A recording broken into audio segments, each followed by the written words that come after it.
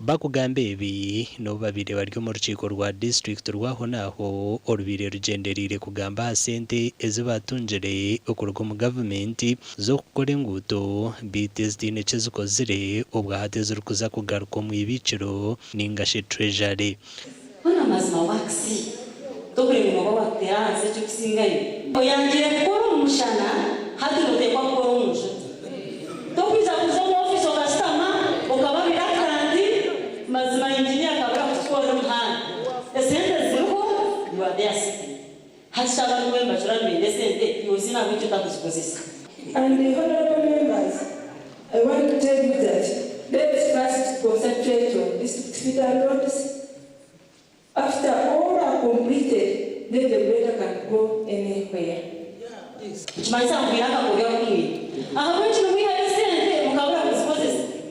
Borekero kwatwaho abwa district tuireneye twecho kureberaho ngo bwahateriyo n'ecyo ko mutwa omwitaka utwafara bonda ya nyaruzinga ho hafuka ayifa n'abantu bakamira kubesweka kwijana and speaker you already even sent the message we said the change right better nyaruzinga zero bakuchiko up to now the nearest place to the district is ready at Wapto. We need to go after the council. So Mr. Speaker, the secretary and his technocrats are not working for the district. Nyadagambra obutikura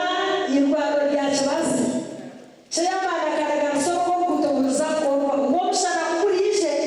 ejo sawa no zakibaza yirwaro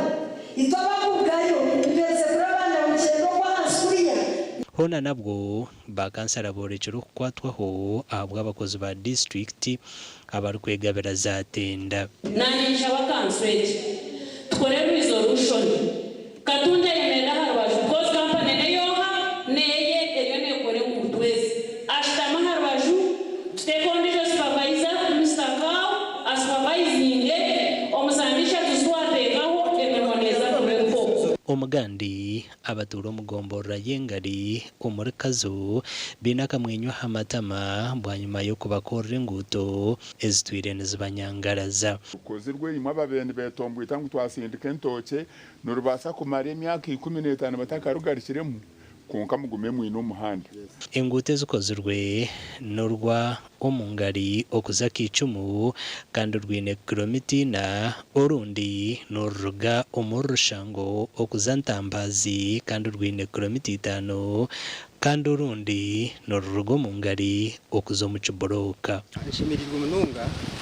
nabo kureba ngo gavumenti yateekaho yakora oruguudo na munongo urwo ruguudo rw'orushango turukasharwa mugagureda yona ibintu rwigura busya tandika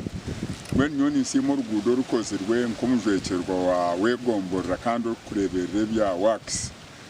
Speaker wa district kandi kansara wa Kazo sub county ashabira abatora obutosha okurebuza emerumeji erukuba nekorerwa ombyanga byabo ngutezi nos connecting abantu bebyaro abakutwara ibyo buguzi bwabo nk'ebitoke nk'ebitroli kamate muza kuranga uburukatweka kone akakoze nikahisa government HTM abaturo muri Kazo batwire n'abateganisa ubw'enguuto mbi kandi ubwahati binaka mwenyo okutambuza emishuburo yabo na no kuronda sente amakuru agagasha kwa Ben Muhozi na Richard Nahabwe.